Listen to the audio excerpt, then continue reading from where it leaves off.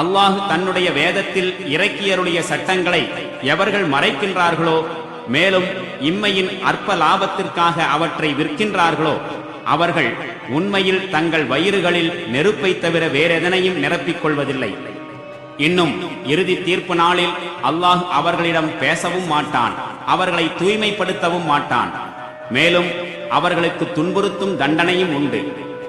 இவர்கள்தாம் நேர்வழிக்கு பதிலாக வழிகேட்டையும் மன்னிப்புக்கு பதிலாக தண்டனையையும் விலைக்கு வாங்கிக் கொண்டவர்கள். நரக வேதனையை சகித்துக் கொள்வதற்கு தயாராய் உள்ள இவர்களின் துணிவு எத்துணை வியப்புக்குரியது! இதற்கு காரணம், நிச்சயமாக அல்லாஹ் முழுக்க முழுக்க சத்தியத்துடனேயே வேதத்தை இறக்கியிருந்தும் வேதத்தில் கருத்து வேறுபாடு கொண்டவர்கள் தம் பிணக்குகளில் மூழ்கி சத்தியத்தை விட்டு வெகு தூரம் சென்று விட்டதுதான். நற்செயல் என்பது உங்களுடைய முகங்களை கிழக்கு நோக்கியோ மேற்கு நோக்கியோ திருப்புவதல்ல. மாறாக அல்லாஹுவையும் இறுதி நாளையும் வானவர்களையும் வேதங்களையும் நபிமார்களையும் ஒருவன் முழுமையாக நம்புவதும், மேலும் அல்லாஹுவின் மீதுள்ள நேசத்தின் காரணமாக தமக்கு விருப்பமான பொருளை உறவினர்களுக்கும் அனாதைகளுக்கும் வறியவர்களுக்கும் வழிப்போக்கருக்கும் யாசிப்போருக்கும் அடிமைகளை மீட்பதற்கும் வழங்குவதும், மேலும் தொழுகையை நிலைநாட்டி ஜகாத்தை கொடுத்து வருவதுமே நற்செயல்களாகும். மேலும் வாக்குறுதி அளித்தால் தம் வாக்குறுதிகளை நிறைவேற்றுபவர்களும், வறுமை மற்றும் துன்பங்களின் போதும் சத்தியத்திற்கும் அசத்தியத்திற்கும் நடக்கும் போராட்டத்தின் போதும் பொறுமையுடன் நிலைத்து நிற்பவர்களுமே புண்ணியவான்கள் ஆவார்கள். இவர்களே உண்மையாளர்கள், மேலும் இவர்களே இறையச்சமுடையவர்கள். இறை நம்பிக்கை கொண்டவர்களே, கொலை வழக்குகளில் பழிவாங்கல் உங்கள் மீது விதிக்கப்பட்டுள்ளது. கொலை செய்தவன் சுதந்திர மனிதன் என்றால் அந்த சுதந்திரமான மனிதனிடமும், கொலை செய்தவன் அடிமை என்றால் அந்த அடிமையிடமும், கொலை செய்தவள் ஒரு பெண் என்றால் அந்த பெண்ணிடமுமே பழிவாங்கப்பட வேண்டும். கொலை செய்தவனுக்கு அவனுடைய சகோதரனால், அதாவது கொல்லப்பட்டவரின் உறவினரால் சலுகை அளிக்கப்பட்டால் பிறகு நியாயமான முறையில் நிர்ணயிக்கப்படும் உயிரீட்டுத் தொகையை நேர்மையான முறையில் அவன் வழங்கிட வேண்டும். இது உங்கள் இறைவனிடமிருந்து வழங்கப்பட்ட சலுகையும் கருணையும் ஆகும். இதன் பின்னரும் எவராவது வரம்பு மீறினால் அவருக்கு துன்புறுத்தும் தண்டனை உண்டு. நல்லறிவுடையோரே, கொலைக்கு பழிவாங்குதல் எனும் இவ்விதிமுறையில் உங்களுக்கு வாழ்வு இருக்கிறது. இதனை உணர்ந்தால் இறை சட்டங்களை மீறுவதிலிருந்து நீங்கள் விலகியிருக்கக்கூடும். உங்கள் மீது விதிக்கப்பட்டுள்ளது, உங்களில் ஒருவருக்கு மரணம் நெருங்கும் போது அவர் ஏதேனும் செல்வத்தை விட்டுச் செல்வாரானால் தம் பெற்றோருக்கும் நெருங்கிய உறவினர்களுக்கும் முறைப்படி அவர் வசியத் மரணசாசனம் செய்தல் வேண்டும். இறையச்சமுடையோர் மீது இது கடமையாகும். யாரேனும் அந்த வசியத்தை கேட்டு பின்னர் அதனை மாற்றிவிட்டால் அதன் பாவம் அவ்வாறு மாற்றியவர்களைத்தான் சாரும். திண்ணமாக அல்லாஹ் யாவற்றையும் செவியுறுவோனாகவும் அறிவோனாகவும் இருக்கின்றான். ஆயினும் வசியத்து செய்தவர் தெரிந்தோ தெரியாமலோ அநீதி இழைத்து விட்டார் என்று எவரேனும் அஞ்சி சம்பந்தப்பட்டவர் மத்தியில் இந்த விவகாரத்தை ஒழுங்குபடுத்திவிட்டால் அது அவர் மீது குற்றமாகாது. நிச்சயமாக அல்லாஹ் மன்னிப்பு வழங்குபவனும் கருணை புரிபவனுமாக இருக்கின்றான். இறை நம்பிக்கையாளர்களே, உங்களுக்கு முன்னிருந்த நபிமார்களை பின்பற்றியவர்கள் மீது கடமையாக்கப்பட்டது போல் உங்கள் மீதும் நோன்பு கடமையாக்கப்பட்டிருக்கிறது. அதன் மூலம் நீங்கள் இறையச்சமுள்ளவர்களாய் திகழக்கூடும். நோன்பு நோற்பது குறிப்பிட்ட சில நாட்களிலேயாகும். ஆனால் அந்நாட்களில் உங்களில் எவரேனும் நோயாளியாகவோ பயணத்திலோ இருந்தால் அவர் அந்நாட்களில் நோன்பு நோற்காமல் மற்ற நாட்களில் கணக்கிட்டு நோற்றுக்கொள்ள வேண்டும். நோன்பு நோற்க சக்தி பெற்றிருப்பவர்கள் நோற்காமல் விட்டுவிட்டால் அவர்கள் மீது ஃபிதியா எனும் பரிகாரம் கடமையாகின்றது. ஒரு நோன்புக்குரிய பரிகாரம் ஓர் ஏழைக்கு உணவளிப்பதாகும். ஆனால் எவரேனும் விரும்பி அதிக நன்மை செய்தால் அது அவருக்கே சிறந்ததாகும். ஆனால் நீங்கள் அறிவுடையோராயிருப்பின் நோன்பு நோற்பதே உங்களுக்கு நன்மை ஈட்டித்தரும். ரமலான் மாதம் எத்தகையதென்றால் அம்மாதத்தில்தான் மனிதர்களுக்கு முழுமையான வழிகாட்டியாகவும், மேலும் நேர்வழியின் தெளிவான அறிவுரைகளை கொண்டதும் சத்தியத்தையும் அசத்தியத்தையும் பிரித்து காட்டக்கூடியதுமான குர்ஆன் இறக்கியுள்ளப்பட்டது. எனவே இனி உங்களில் எவர் அம்மாதத்தை அடைகிறாரோ அவர் அம்மாதம் முழுவதும் நோன்பு நோற்க வேண்டும். ஆனால் எவரேனும் நோயாளியாகவோ பயணத்திலோ இருந்தால் அவர் மற்ற நாட்களில் கணக்கிட்டு நோன்பு நோற்றிட வேண்டும். அல்லாஹ் உங்களுக்கு இலகுவை விரும்புகின்றான். அவன் உங்களுக்கு கஷ்டத்தை தர விரும்பவில்லை. நோன்பின் எண்ணிக்கையை நீங்கள் நிறைவு செய்வதற்காகவும் அல்லாஹ் உங்களை நேரிய வழியில் செலுத்தியதற்காக நீங்கள் அவனுடைய மேன்மையை போற்றி அவனுக்கு நன்றி பாராட்டுவதற்காகவுமே இவ்வழி உங்களுக்கு காண்பிக்கப்படுகிறது. மேலும் நபியே, என்னுடைய அடிமைகள் என்னை குறித்து உம்மிடம் கேட்பார்களானால் நிச்சயமாக நான் அவர்களுக்கு அருகிலேயே இருக்கின்றேன்.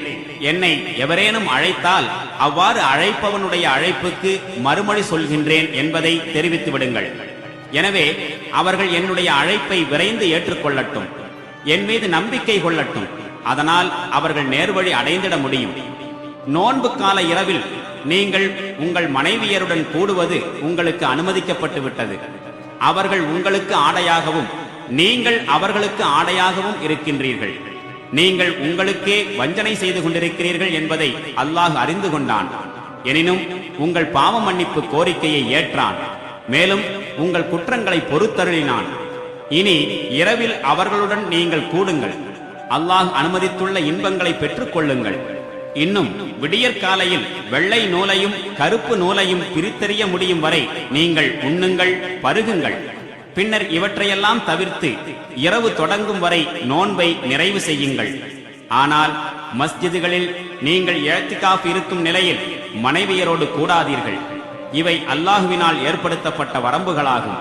எனவே அவற்றை நீங்கள் மீறாதீர்கள். மக்கள் தவறான வழிகளிலிருந்து தங்களை காத்துக்கொள்ளும் பொருட்டு தன்னுடைய கட்டளைகளையும் விதிகளையும் அல்லாஹ் இவ்வாறு தெளிவாக்குகின்றான். மேலும் நீங்கள் ஒருவர் மற்றவரின் பொருள்களை தவறான முறையில் உண்ணாதீர்கள். மேலும் பிற மனிதர்களுடைய பொருள்களில் ஏதேனும் ஒரு பகுதியை அநீதியான முறையில் தின்பதற்காக அது தவறு என நீங்கள் அறிந்திருந்தும் அதற்குரிய வாய்ப்பை பெற அதிகாரிகளை அணுகாதீர்கள். நபியே, தேய்ந்து வளரும் பிறைகள் பற்றி உம்மிடம் கேட்கிறார்கள். கூறுவீராக, அவை மக்களுக்கு காலங்காட்டியாகவும் ஹஜ்ஜுடைய நாட்களை அறிவிப்பவையாகவும் இருக்கின்றன. மேலும் அவர்களிடம் கூறும், நீங்கள் உங்களுடைய வீடுகளுக்குள் அவற்றின் பின்புறமாக வருவது புண்ணியமானதல்ல. மாறாக இறைவனுக்கு அஞ்சுபவனே உண்மையில் புண்ணியவான் ஆவான். எனவே வீடுகளுக்குள் அவற்றின் வாயில்கள் வழியாகவே வாருங்கள். அல்லாஹுக்கு அஞ்சி நடந்து கொள்ளுங்கள். இதனால் நீங்கள் வெற்றி பெறக்கூடும். மேலும் உங்களோடு போர் புரிபவர்களுடன் நீங்களும் அல்லாஹ்வின் பாதையில் போர் புரியுங்கள். ஆனால் நீங்கள் வரம்பு மீறாதீர்கள். ஏனெனில் வரம்பு மீறுபவர்களை அல்லாஹ் நேசிப்பதில்லை. போரின் போது அவர்களை நீங்கள் எங்கு கண்டாலும் வெட்டி வீழ்த்துங்கள். மேலும் எங்கிருந்து உங்களை அவர்கள் வெளியேற்றினார்களோ அங்கிருந்து அவர்களை நீங்களும் வெளியேற்றுங்கள்.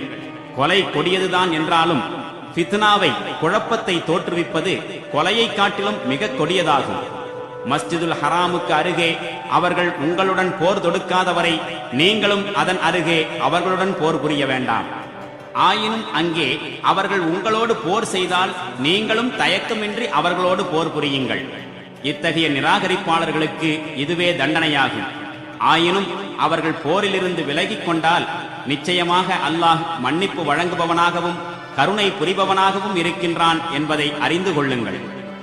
குழப்பம் இல்லாதொழிந்து தீன், வாழ்க்கை நெறி அல்லாஹுவுக்கே உரித்தானதாகும் வரை நீங்கள் அவர்களோடு தொடர்ந்து போர் புரியுங்கள். ஆனால் அவர்கள் இத்தகைய குழப்பத்திலிருந்து விலகிக் கொண்டால் அக்கிரமக்காரர்களை தவிர வேறு எவரையும் துன்புறுத்துவது அனுமதிக்கப்பட்டதல்ல. போர் தடை செய்யப்பட்ட சங்கைக்குரிய மாதத்திற்கு சங்கைக்குரிய மாதமே ஈடாகும். மேலும் சங்கைக்குரிய அனைத்திற்கும் அவற்றின் கண்ணியம் மீறப்பட்டால் சமமான அளவில் ஈடு செய்யப்படும்.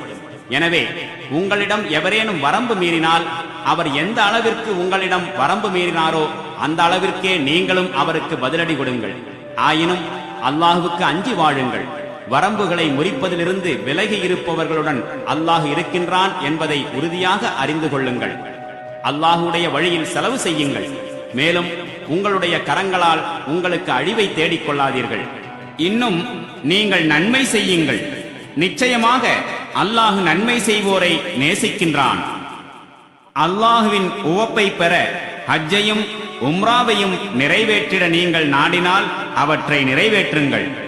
ஆனால் வழியில் எங்காவது நீங்கள் முற்றுகையிடப்பட்டால் அதற்கு பரிகாரமாக குர்பானி என்கிற பலி பிராணிகளில் உங்களுக்கு சாத்தியமானதை அல்லாஹுவின் திருமுன் சமர்ப்பியுங்கள். பலிப்பிராணி தனக்குரிய இடத்தை அடையும் வரை உங்கள் தலைமுடியை மழிக்காதீர்கள்.